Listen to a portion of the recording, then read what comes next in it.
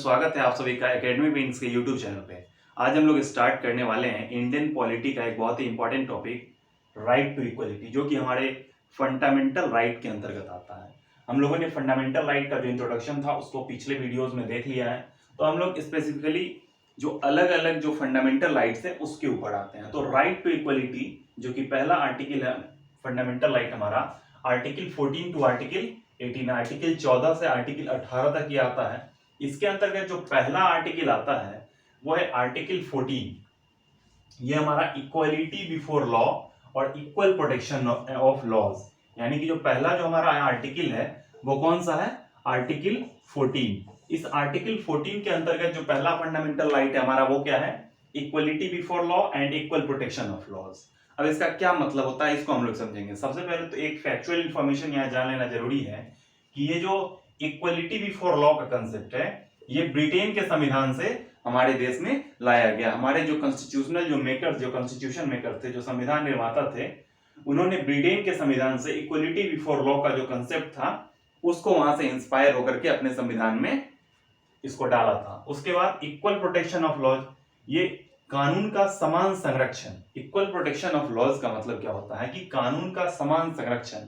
ये कहां के संविधान से लिया गया है, तो USA, United states of America के संविधान से इक्वल प्रोटेक्शन ऑफ लॉज को लिया गया है, और इक्वलिटी बिफोर लॉ की कानून के समक्ष समानता ये ब्रिटेन के संविधान से लिया हुआ है। अब इसका मतलब क्या होता है, ये जो बेसिकली ये दोनों कंसेप्ट है इसका मतलब क्या होता है कि किसी भी तरीके का जो प्रिविलेज है, जो प्रिविलेज यानी कि किसी को स्पेशल ट्रीटमेंट देना, वो प्रिविलेज जो है उसका एब्सेंस रहेगा। यानी कि किसी भी प्रकार का प्रिविलेज किसी भी व्यक्ति के पास, एनी पर्सन, चाहे वो अमीर हो गरीब हो, किसी भी जेंडर कास्ट रिलीजन किसी से भी आते हो, उनको किसी भी टाइप का जो प्रिविलेज है, स्पेशल प्रिविलेज है, वो उनको नहीं प्रोवाइड किया जाएगा। यानी कि absence of any privilege to any person, ये हमारा इक्वलिटी, ये इक्वलिटी बिफोर लॉ जो कंसेप्ट है उसके अंतर्गत ये आता है। उसके बाद क्या है कि no person is above the law, कानून से ऊपर कोई भी नहीं है हमारे देश में। हमारे देश में जो सुप्रीम चीज है वो क्या है, लॉ है। लॉ जो है उससे सुप्रीम कोई नहीं है। और लॉ किसके अकॉर्डिंग आता है, तो हमारे कॉन्स्टिट्यूशन के अकॉर्डिंग। कॉन्स्टिट्यूशन ही हमारी क्या है, सर्वोपरि है, कॉन्स्टिट्यूशन से ऊपर तो कुछ है नहीं। और उसी कॉन्स्टिट्यूशन को ध्यान में रखते हुए उसी के अंतर्गत कानून बनाया जाता है। तो no person is above the law, चाहे वो हमारे देश के राष्ट्रपति हो, चाहे कोई सामान्य जो व्यक्ति है वो, सब कोई क्या है, कानून के दायरे में ही रहते हैं। कानून से ऊपर कोई भी व्यक्ति नहीं। ये भी जो कंसेप्ट है हमारा, ये पहला दोनों कंसेप्ट, ये इक्वलिटी बिफोर लॉ के अंतर्गत ये आता है। उसके बाद क्या है कि similar application of law to everyone, जितने भी लोग हैं उनके ऊपर कानून जो है वो समान तरीके से लागू होगा। जो डिफरेंट जो सर्कमस्टेंसेस जो होते हैं उन सारे जगहों पर क्या होगा कि जो कानून का जो एप्लीकेशन होगा, जो कानून जो लागू होगा, उसका जो अप्लाई किया जाएगा उस पे ऊपर, तो समान तरीके से लागू किया जाएगा। ऐसा नहीं है कि कोई व्यक्ति अमीर है तो उसके ऊपर उस तरीके के कानून नहीं लगाया जाएगा, और कोई गरीब है, कोई किसी दूसरे कास्ट से आता है जिसको कि अपने कॉन्स्टिट्यूशन में जो हिस्टोरिकल जो हमारा रहा है एक तरीके से कि अपर क्लास लोअर क्लास, तो ऐसा कोई भी फीलिंग लेकर के नहीं आना है। और सिमिलर एप्लीकेशन होगा, चाहे वो किसी भी तबके से जुड़े हुए लोग हों, सबके ऊपर कानून का। ये हमारा इक्वल प्रोटेक्शन ऑफ लॉज के अंतर्गत हमारा सिमिलर एप्लीकेशन वाला पॉइंट आता है। और सबसे जो लास्ट है हमारा वो क्या है, इक्वलिटी ऑफ ट्रीटमेंट, जो समान रूप से सबको ट्रीट किया जाएगा अंडर इक्वल सर्कमस्टेंसेस। जो समान जो परिस्थितियां होगी तो उस समान परिस्थिति में जो अलग अलग लोग होंगे उनको समान रूप से ट्रीट किया जाएगा। जैसे कि अगर एक व्यक्ति ए है और एक व्यक्ति बी है, अगर दोनों के साथ हिट एंड रन का मामला आया है, तो चाहे ये कोई व्यक्ति बहुत ज्यादा रिच हो, ये व्यक्ति मान लीजिए बहुत ज्यादा रिच है और बी क्या है, ये एक मिडिल क्लास व्यक्ति है, तो ऐसा नहीं है कि जो मिडिल क्लास व्यक्ति है उसके ऊपर कानून को सही ढंग से पालन किया जाएगा और जो रिच व्यक्ति है उनके ऊपर इस तरीके से पालन नहीं किया जाएगा। जो दोनों व्यक्ति जो हैं उनके ऊपर क्या होगा कि इक्वल ट्रीटमेंट होगा, equality of treatment under equal circumstances. दोनों की जगह परिस्थिति क्या है, हिट एंड रन का है, तो जो सर्कमस्टेंसेस है वो क्या है, दोनों का सिमिलर है। तो सिमिलर सर्कमस्टेंसेस के लिए, इक्वल सर्कमस्टेंसेस के लिए इक्वलिटी ऑफ ट्रीटमेंट हमारे संविधान में प्रावधान दिया गया है। और ये वाला जो प्रावधान है वो भी किसके अंदर, इक्वल प्रोटेक्शन ऑफ लॉज के अंतर्गत। तो बेसिकली जो ये दोनों जो पॉइंट है हमारा, जो आर्टिकल 14, ये पहले पूछा भी जाता है कि equality before law and equal protection of laws, ये किस आर्टिकल के तहत आता है? तो आर्टिकल 14 के तहत आता है। अब इस दोनों का बेसिकली जो इतना सारा देखने के बाद जो निचोड़ निकलता है हमारा, जो मकसद इसका क्या हुआ कि इक्वलिटी ऑफ स्टेटस, एक तरीके से हमारे समाज में हमारी जो सोसाइटी है उसको इक्वलिटी के बेसिस पे क्या करना, डिवाइड करना, इक्वलिटी के बेसिस पे इसको समाज का संरचना जो है उसको बनाना, और जस्टिस जो है, सोशल जस्टिस, उसको लागू करना। क्योंकि ये सारा जो प्रिंसिपल जब फॉलो होगा तो जस्टिस तो ऑब्वियसली बात है कि ये फॉलो होगा ही। तो ये equality before law and equal protection of laws के अंतर्गत ये सारे प्रोविजंस आते हैं। अब क्या है हमारा नेक्स्ट कि राइट टू इक्वलिटी के अंतर्गत जो दूसरा हमारा आर्टिकल आता है वो आर्टिकल आता है आर्टिकल 15। ये क्या है हमारा?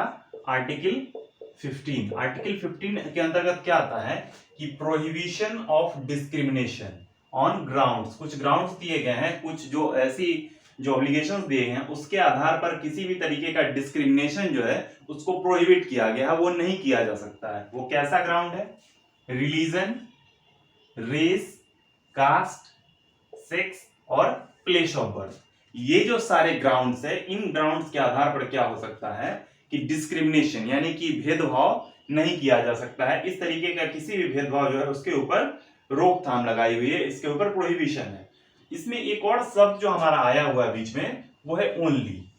ये ओनली क्यों लगाया गया है कि prohibition of discrimination on grounds only of religion, race, caste, sex और प्लेस ऑफ बर्थ, यानी कि इन सब के आधार पर ही सिर्फ ओनली लगाने का मतलब क्या हो गया? ये ऑब्लिगेशन हो गया कि सिर्फ इन्हीं आधारों पर जो है डिस्क्रिमिनेशन वो प्रोहिबिटेड है, उसके अलावा नहीं है। ऐसा कोई कॉन्स्टिट्यूशनल उसके ऊपर ऑब्लिगेशन नहीं है। तो ये ओनली सब जो है काफी इंपॉर्टेंट है। ओनली इसलिए लगाया गया कि हमारे समाज में कुछ जो लोअर स्ट्राटा के जो लोग हैं, जो हिस्टोरिकल हमारा एक तरीके से कास्ट सिस्टम रहा है, तो उस कास्ट सिस्टम के तहत काफी सारे जो लोग हैं, जो पुअरेस्ट ऑफ पुअर जिनको कहते हैं, जो लोअर स्ट्राटा ऑफ सोसाइटी, जो लोअर सेक्शन ऑफ सोसाइटी से आते हैं, जो कि उतने वेल बीइंग नहीं है, वेल टू डू फैमिली से नहीं आते हैं, उन लोगों के लिए कुछ स्पेशल प्रोविजंस किए जाने चाहिए ताकि उनका जो है वो समाज के मुख्य धारा में आकर के जुड़ सके, उनका क्या हो सके कि अपलिफ्टमेंट हो सके।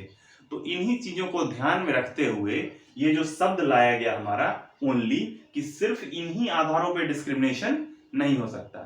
इसमें भी फिर इसका एक एक्सेप्शन भी है। अब एक्सेप्शन क्या हो जाता है हमारा? जो एक्सेप्शन होता है कि अभी तक तो क्या था कि डिस्क्रिमिनेशन नहीं हो सकता है, तो फिर डिस्क्रिमिनेशन नहीं होता तो हम लोगों को क्या एक्सेप्शन जो आ रहा, तो वही हम लोगों ने देखा कि जो कुछ लोअर स्ट्राटा के जो लोग हैं उनको अपलिफ्ट करने के लिए ये एक्सेप्शंस जो हमारे संविधान में उसको इंक्लूड किया गया है, जिसमें कि क्या है स्पेशल प्रोविजन है। स्पेशल प्रोविजन किसके लिए? एससी, जो शेड्यूल्ड कास्ट के लोग हैं, जो शेड्यूल्ड ट्राइब्स के लोग हैं, वुमेन्स हैं, चिल्ड्रंस हैं, इन सब के लिए।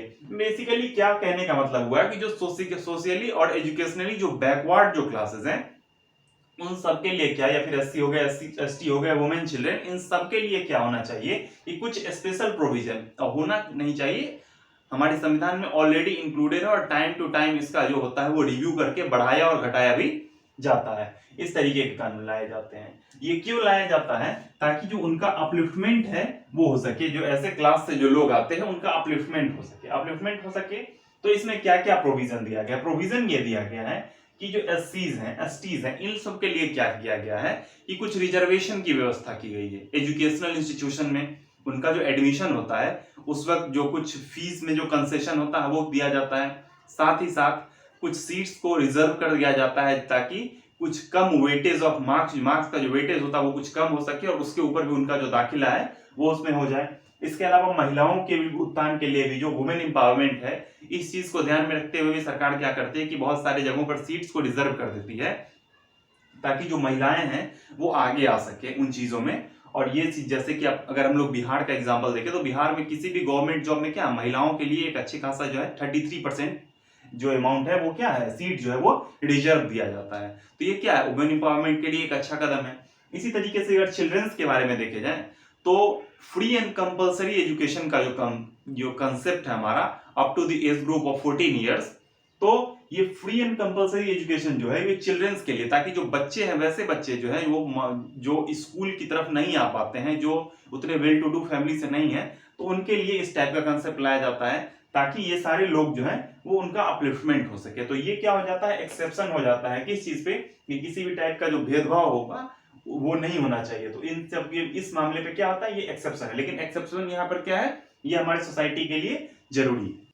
अब नेक्स्ट जो हमारा पॉइंट है वो क्या है, equality of opportunity. Equality of opportunity किस केस में, तो पब्लिक एम्प्लॉयमेंट, जो पब्लिक एम्प्लॉयमेंट है इस केस में इक्वलिटी ऑफ अपॉर्चुनिटी होना चाहिए। पब्लिक एम्प्लॉयमेंट कहने का मतलब जो गवर्नमेंट जॉब्स है, जो सरकार के द्वारा जो जॉब का क्रिएशन होता है, उन सभी जॉब में, उन सभी एम्प्लॉयमेंट में क्या होना चाहिए, इक्वलिटी होना चाहिए। किस चीज का, अपॉर्चुनिटी का, यानी कि जो अवसर है उस अवसर की समानता होनी चाहिए सभी के लिए।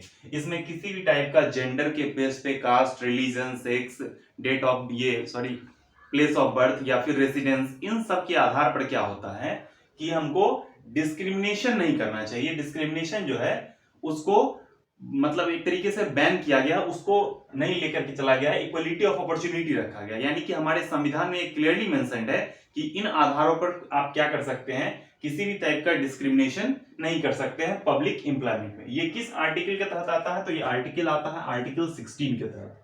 आर्टिकल 16 क्या है हमारा, equality of opportunity in public employment. अब इसमें भी कुछ एक्सेप्शन है कि हम लोग बात करते हैं यहाँ पर कि भेदभाव नहीं होना चाहिए किसी भी टाइप का। तो ये जो एक्सेप्शन है, ये एक्सेप्शन किस टाइप का है कि कुछ जो हमारे समाज में जो लोग हैं उनके अपलिफ्टमेंट के लिए, या फिर कुछ और जो अलग अलग केसेस हैं उसके बारे में हम लोग चर्चा करते हैं। सबसे पहले क्या है कि कभी कभी पार्लियामेंट क्या करती है कि कुछ नियम बना देती है कि रेसिडेंस, यानी कि जो घर है, रेसिडेंस जो है, आवास जो है, उसको एक कंडीशन बना देती है, उसको कैन प्रिस्क्राइब रेसिडेंस एक कंडीशन के रूप में, as a condition in certain cases. मान लीजिए कि कुछ सर्टेन स्टेट्स हो गए या फिर यूनियन टेरिटरी हो गए, वहां पे काम करने के लिए सरकार क्या करती है, पार्लियामेंट यानी कि सेंट्रल गवर्नमेंट हमारी, वो क्या करती है कि रेसिडेंस को एक कंडीशन बना देती है। यानी कि जो आवास जो होना चाहिए उस व्यक्ति का वहां पे होना चाहिए, वो वहां का निवासी होना चाहिए। तो इस बेसिस पे ही वो उस कंडीशन में, उस पर्टिकुलर केस में वहां पर जॉब कर सकता है, अदरवाइज वो उसके लिए एलिजिबल नहीं है। तो सभी लोग जो बनवाते हैं एक आवास प्रमाण पत्र, जो रेसिडेंस का जो प्रूफ होता है वो वाला, तो वो उस पर्टिकुलर प्लेस का होना चाहिए जिस प्लेस के लिए जो जॉब की जो अपॉर्चुनिटी वो या वैकेंसी जो वो निकली हुई होती है। तो इसमें पार्लियामेंट के द्वारा कभी कभी रेसिडेंस को एक तरीके से कंडीशन बना दिया जाता है। उसके अलावा कुछ स्टेट गवर्नमेंट क्या करते हैं, कुछ स्टेट में क्या होता है कि एक सर्टेन क्लास या एक से ज्यादा जो क्लासेस होते हैं वो उतना क्या होता है, उनका रिप्रेजेंटेशन नहीं होता है सही से। उनका जो रिप्रेजेंटेशन नहीं होता तो उस केस में क्या किया जाता है, रिजर्वेशन उनको दिया जाता है पोस्ट में। यानी कि जो जितना भी पोस्ट निकलता है उसमें कुछ पोस्ट क्या करते हैं, एक सर्टेन परसेंटेज ऑफ पोस्ट क्या किया जाता है, उसको रिजर्व कर दिया जाता है उनके फेवर में, in favour of any backward class. कोई भी बैकवर्ड क्लास कहने का मतलब यहाँ पर है कि वो क्लास जिनका की जो अपलिफ्टमेंट नहीं हो पाया, या उनका जो इसका की जो अपने आप को अच्छे तरीके से रिप्रेजेंट नहीं कर पाए हैं अभी तक। जैसे कि बिहार के केस में जो 33% जो महिला आरक्षण दिया गया है, यहाँ इसी के लिए दिया गया है कि जो महिलाएं जो है यहाँ पर इनके अपलिफ्टमेंट के लिए, जो महिलाएं बहुत ज्यादा आगे नहीं आ पा रही थी इन चीजों में, तो उनके लिए क्या किया गया था कि 33% रिजर्वेशन दिया गया। तो उससे क्या हुआ, एक जो वेव होता है जो अवेयरनेस का, वो महिलाओं के बीच आया और महिलाएं क्या है अब हर चीज में आगे आ रही हैं। तो ये रिजर्वेशन दिया जाता है स्टेट गवर्नमेंट्स के द्वारा। उसके अलावा जो हमारा जो ट्रेडिशनल जो रिजर्वेशन सिस्टम है फॉर एससीज, जो एससीज के लिए, एसटीज के लिए और ओबीसीज के लिए भी है, तो ये सारे जो रिजर्वेशन है वो तो रहती है। इसके अलावा क्या होता है कि इसमें एक कंडीशन दिया गया है कि ये जो रिजर्वेशन हमारा है, एससी का है, एसटी है, ओबीसी है, ये कभी भी 50% को एक्सीड नहीं करना चाहिए। 50% से जो आरक्षण है हमारा वो नीचे ही रहना चाहिए, 49% ही रहना चाहिए, 50% को पार नहीं करना चाहिए। ये कंडीशन है, ये हमारे कॉन्स्टिट्यूशन में लिखा हुआ है। ये हमारा, अगर उससे ज्यादा कोई भी स्टेट अगर इसको करने की कोशिश करती है तो उसको इलीगल घोषित कर दिया जाता है। तो ये पॉइंट इंपॉर्टेंट है, इसको याद रखना है। अभी जो 10% आरक्षण दिया गया है जो इकोनॉमिकली वीकर सेक्शन है, तो वो क्या दिया गया है, वो आर्थिक आधार पर दिया गया। ये क्या है कि सामाजिक आधार पे जो सोशल, जो हमारे यहाँ एक तरीके से जो डिस्क्रिमिनेशन होता था, तो उस चीज को दूर करने के लिए उस बेसिस पे, सोशल बेसिस पे 50% एक्सीड नहीं होना चाहिए। तो ये जो 10% है वो अभी वाले में काउंट नहीं होगा।